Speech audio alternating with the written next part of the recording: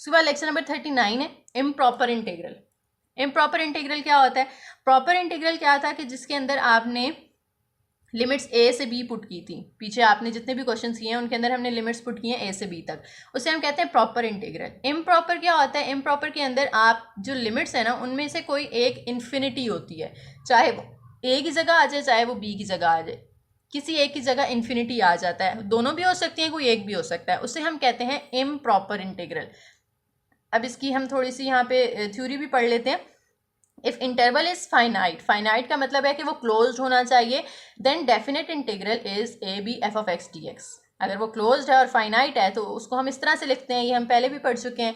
लेकिन अगर interval infinite है, इनफाइनाइट का मतलब है उसके अंदर इन्फिनिटी इन्वॉल्व हो जाता है, चाहे वो एक लेफ्ट साइड पे हो या राइट साइड पे हो। जैसे यहाँ पे देखें इंटरवल ए से इन्फिनिटी तक है, यानी इसकी लोअर लिमिट तो हमें दी हुई है, अपर लिमिट हमें यहाँ पे नहीं पता, और साथ में ये जो राउंड ब्रैकेट होती है ना ये शो करती है कि ये ओपन इंटरवल है।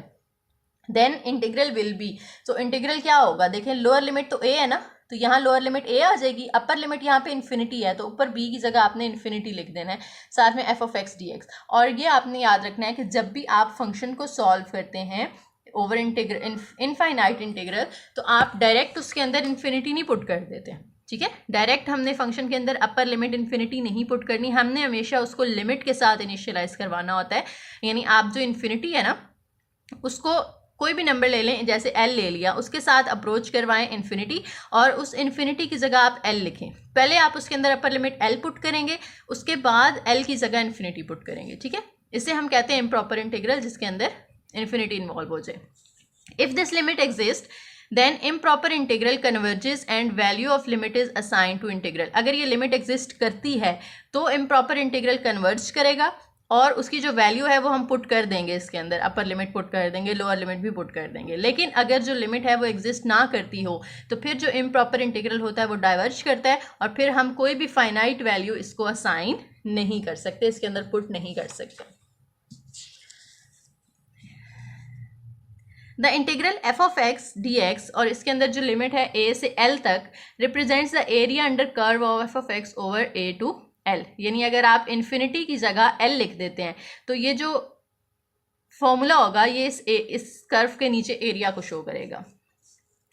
इवेलुएट, अब यहाँ पे एग्जांपल दे दी गई है आपको, 1 से प्लस इन्फिनिटी तक लिमिट्स गिवन है D x over x square. तो आप क्या करें, हमने क्योंकि डायरेक्ट इन्फिनिटी तो नहीं पुट करना होता ना, तो हम इन्फिनिटी को अप्रोच करवा लेते हैं, यानी एल अप्रोच कर रहा है इन्फिनिटी को, उसकी लिमिट लगा दें, और इस इन्फिनिटी की जगह यहाँ पे आपने क्या कर देना है, एल लिख देना है। साथ में D x over x square था तो डी एक्स अलग कर लें, पीछे 1 ओवर एक्स स्क्वायर बचेगा। अब 1 ओवर एक्स स्क्वायर है, एक्स स्क्वायर ऊपर जाके उसकी पावर -2 हो जाएगी। अब इसकी आप इंटीग्रेशन करें, इंटीग्रेशन के लिए हमने इसके अंदर +1 करना होता है ना, -2 + 1, तो वो -1 बचेगा, और नीचे -1 से डिवाइड भी कर दें, साइड पे आपने लिमिट्स लगा दी 1 से l तक। अब आपने लिमिट l अप्रोच करवाई इन्फिनिटी को, और ये जो एक्स की पावर माइनस में थी ना तो उसको मैंने ओवर के नीचे लिख दिया ताकि वो प्लस हो जाए, और ये वाला माइनस जो है ये साइड पे लगा दिया। अब लिमिट्स एज इट इज़ 1 से l तक, बाहर वाली लिमिट तो वैसे ही रहेगी, यहाँ पे अब -1 ओवर एक्स की जगह पहले अपर लिमिट l पुट करेंगे तो -1 ओवर l आ जाएगा, फिर दरमियान में हम माइनस लगाते हैं और -1 ओवर 1, ये लोअर लिमिट हमने पुट कर दी -1 ओवर 1। अब ये माइनस और माइनस तो प्लस हो जाएगा, तो -1 ओवर l + 1। अब आप l की जगह